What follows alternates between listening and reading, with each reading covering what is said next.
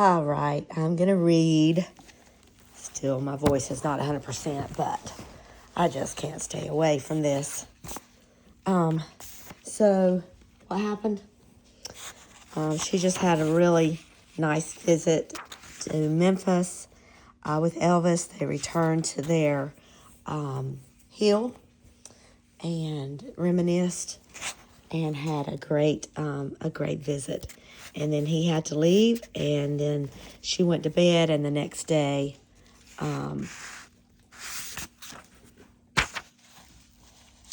she flew back. I returned to Dallas and found my family in the midst of a whirlwind of activity. Desiree, 17, was preparing for her first test of senior high. Desiree, 17, was preparing for her first test of her senior year of high school. Jacqueline, 10, was in the finals of another piano competition. As usual, she won. Jacques, 14, was in a Jesuit school and had 2 jobs on the side, one working in the school library and another as a waiter for the Spring Valley Country Club. The other 3 had left home. Debbie was married and living in California. Melody was in London, Ontario, working as a commercial artist. And Denise was studying psychology at Arizona State. All my little birds were darting in and out of the nest, and it was getting impossible to keep up with them. As any mother of a big family knows, you get pulled in 10 different directions. Instead of the children becoming independent as they grow up, they appear to need me more. At the same time, Elvis was pressuring me to visit him more often and spoke again about making it permanent by our getting married. So many things were tugging at me. I wanted to be with him, but didn't have the strength to go through what it would entail. Shattering my family, dealing with the people around him, surviving the wrath of the colonel, it appeared insurmountable. Elvis was angry about the goings-on at Graceland and Vegas and swore he was going to make a purge. Even though he said it with determination, I knew he was afraid. He didn't take change well and would do anything not to have to instigate it. He called frequently during this period, sometimes 3 or 4 days in a row. We talked about the old times and assured each other of our love. Yeah, Elvis didn't take the change well, and he certainly did not want to upset anyone or hurt their feelings. That's why he didn't want to instigate it. It was just easiest to just let it be for now, deal with it later. He was bad about that. The holiday season was hectic as usual. So where are we? We're in 75, so this will be the holiday season of 75. Was hectic as always. I was volunteered to head a fundraising show for the church. I worried about Elvis's health and decided to call his father again to get a straight answer. It was a touchy thing to do because in order to prod Mr. Presley into telling me what he knew, I had to tell him what I knew. That would betray my trust with Elvis and might make him angry. It was a risk I had to take. Something had to be done, or Elvis was going to get worse. Mr. Presley was warm and friendly and said he remembered me from previous calls. I told him how worried I was about his son and expressed my growing suspicion that his doctors were contributing to his problem by prescribing so much medicine. Mr. Presley was silent for a moment.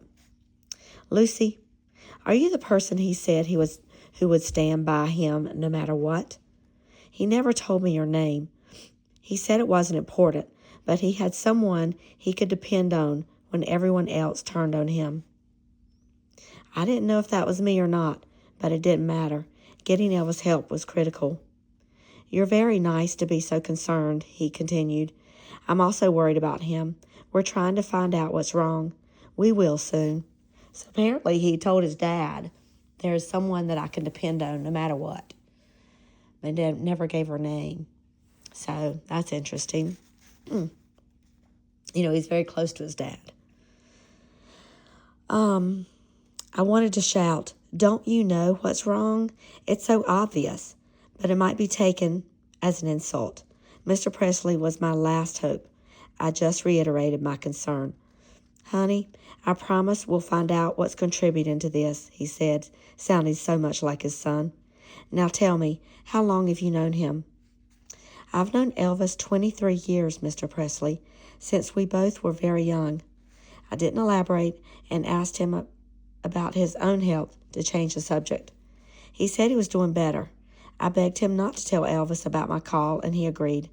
Mr. Presley opened up and began telling me about the people around Elvis trying to destroy him financially and emotionally. That did little to make me feel better. In fact, the whole conversation scared me. Wow. Mr. Presley was locked into his belief that his son had some kind of sickness that needed treatment. I sensed he was unable or unwilling to face the truth that Elvis was addicted to drugs. Even though it was inspired by love, it was this kind of head-in-the-sand thinking that Elvis didn't need.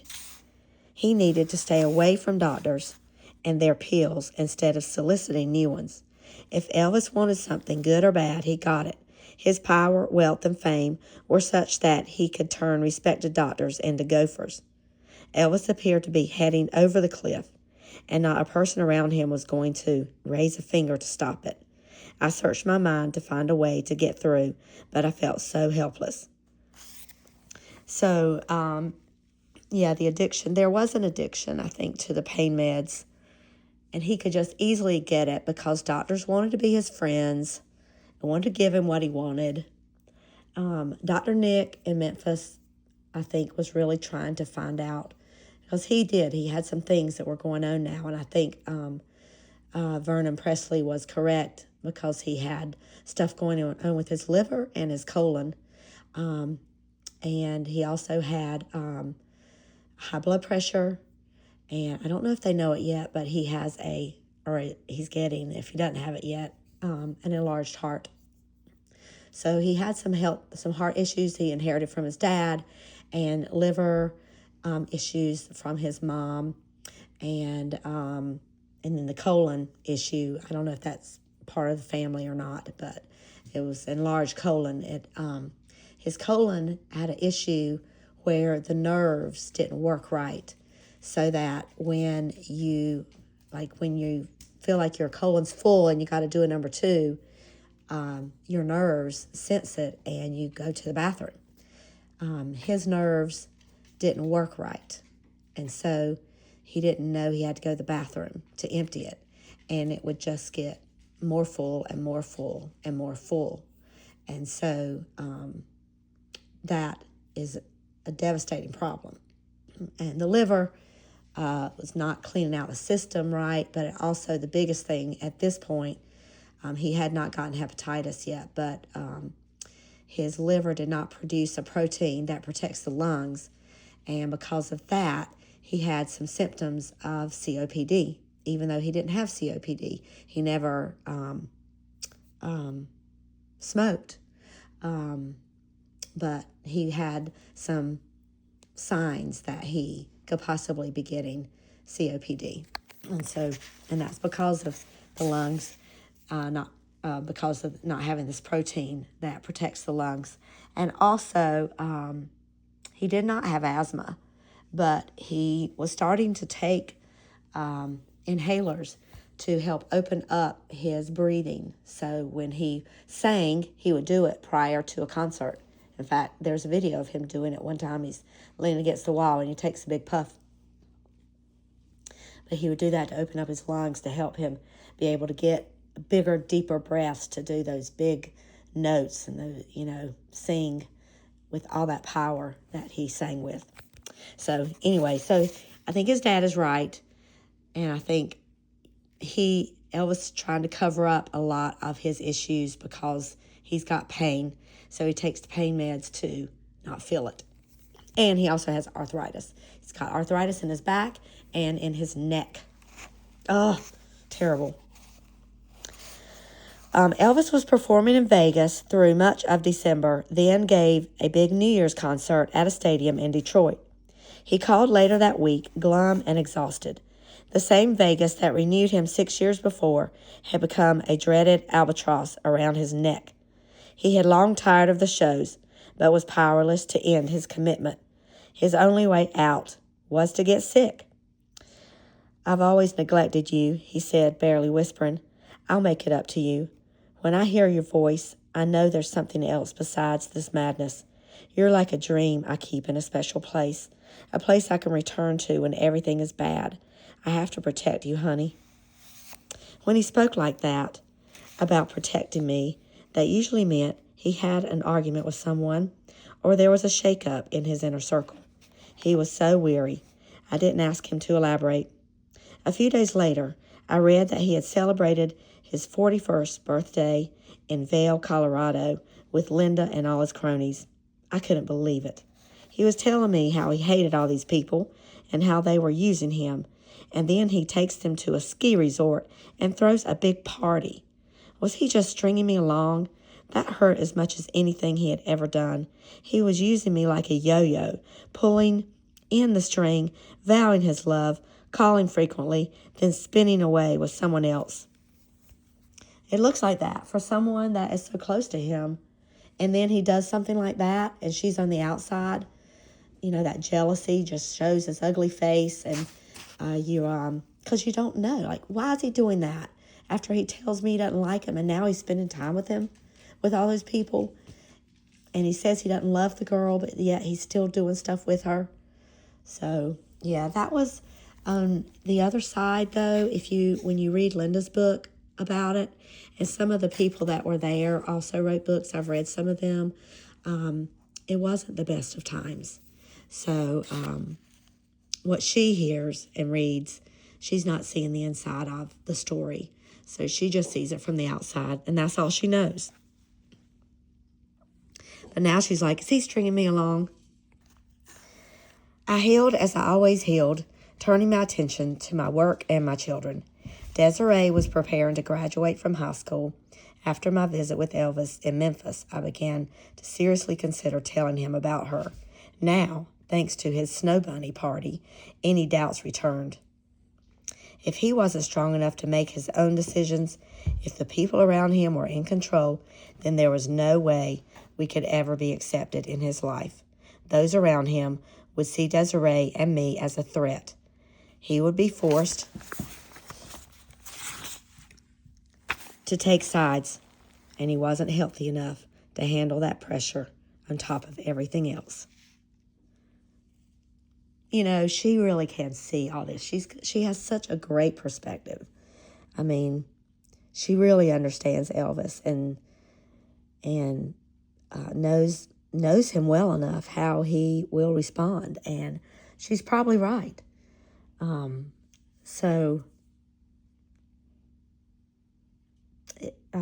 Bringing her into his life would have really turned what he was used to upside down. And he liked keeping her at a distance so he could, when things were terrible, he didn't want her to get pulled up into that. And he had someone he can go to that was pure, and he didn't have to worry about all the other crap. And so it's like he said, it's like a dream, and he could return to her. So she was definitely serving a purpose for him. I really think God put them together for a reason.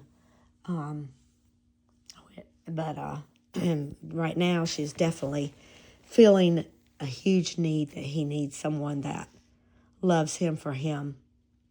And he can deal with the other people knowing that he's got Desiree or Lucy over there that he can go to when he needs her support. Tall and striking, Desiree was a natural model and was soon approached by one of my associates to work at a sales presentation for food products at the Dallas Convention Center. She begged me to let her do it. I was reluctant but gave in. She looked beautiful when she left the house.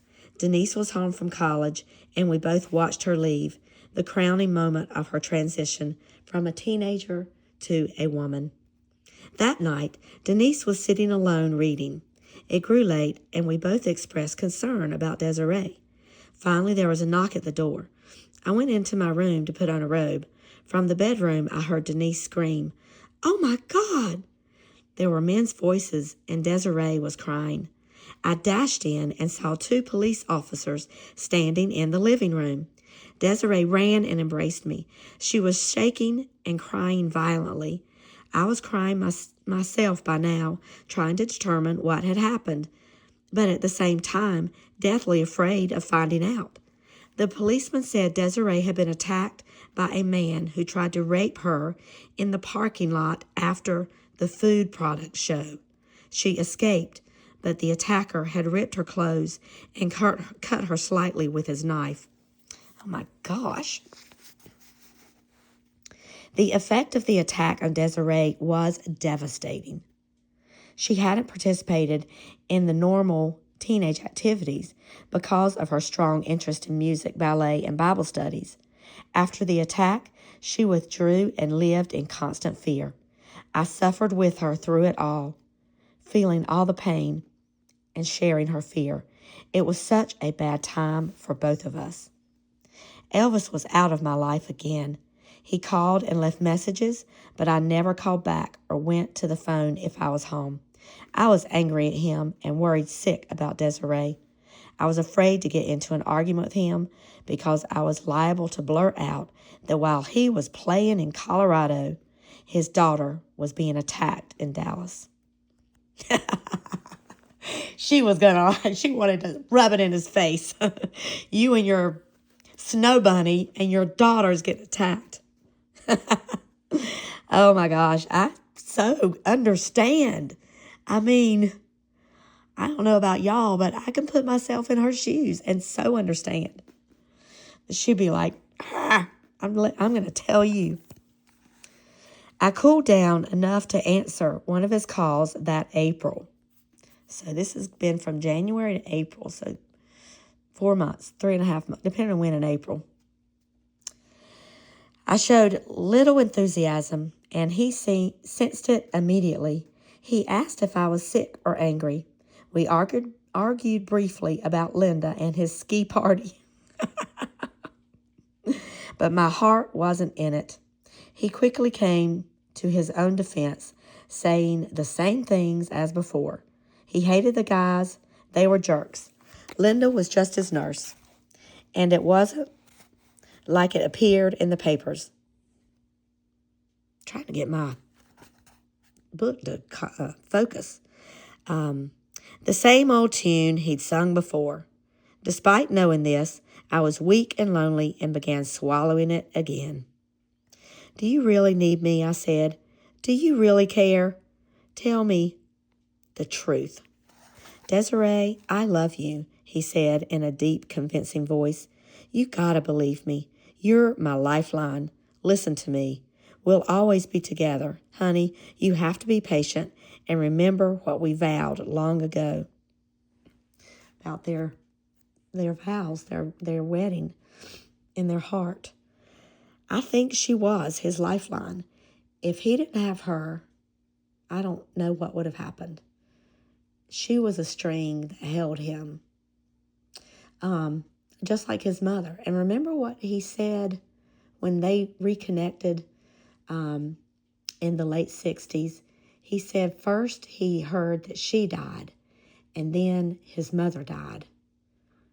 And he was so lost. He had nothing.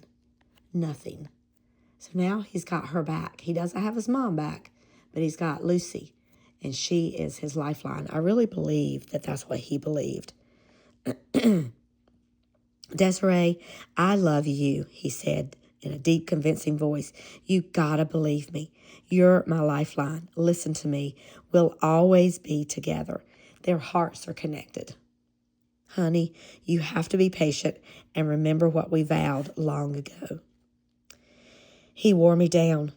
That he still sounded sick also worked to gain my sympathy. He said he was having financial problems due to lawsuits filed against him because his men had roughed up some people and that his father's condition was growing worse. He painted such a gloomy picture of his life that I ended up apologizing for starting the argument. So, yeah, a couple of his bodyguards were rough with some of the his fans, and they sued. And so he had lawsuits against him that he had to pay. And Priscilla, I don't know if she has yet or not, but sometime in, was it 76? Maybe it's in 77. I can't remember. She's going to file another lawsuit.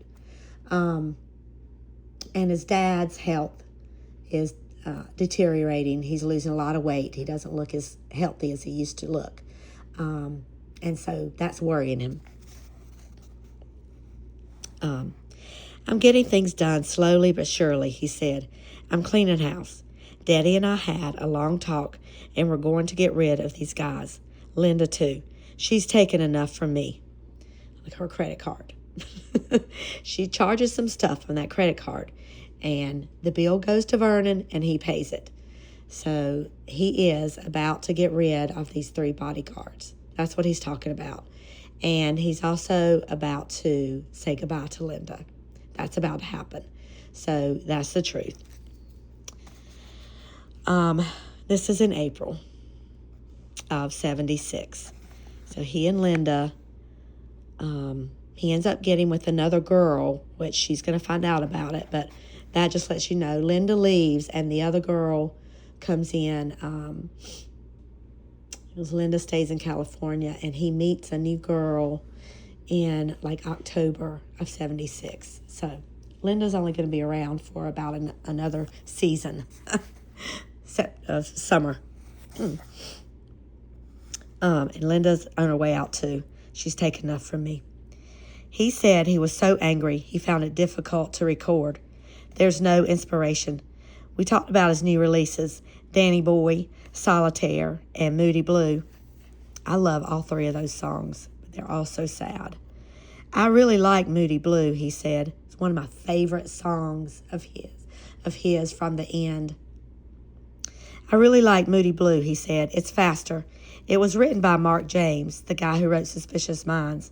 He's a good songwriter and can come up with a sure thing. He talked about his tour, how tiring it was. Oh, and these songs that he recorded, he ended up recording them in at Graceland. So RCA brought a sound, all the stuff that he needed, and set up in the den because it had carpet on the floor, the walls, and the ceiling. It absorbed the sound, so it made a great place for recording. So he had a recording session for them, I think that spring and then that fall, because I know Ginger was there for one of them. But he had 2 sessions where they recorded at Graceland. So he may have already recorded those. He talked about his tour, how tiring it was. He reminded me that he was playing in Fort Worth soon and wanted us to get together. I told him that would be nice, but inside I knew it probably was impossible. I couldn't see him when he was traveling with his entourage. I asked him about my ring, and he said it had vanished. Either he misplaced it or someone took it. He said he was missing a few things and suspected one of the guys was the thief. He promised to get me another. Oh my gosh, dadgummit. Her ring that he gave her is stolen. Honey, I've been talking to God and reading the Bible again. You're right. He has all the answers. And one of the answers is that we'll be together. I have so much to tell you. We'll change everything. Just wait. He had won me over again.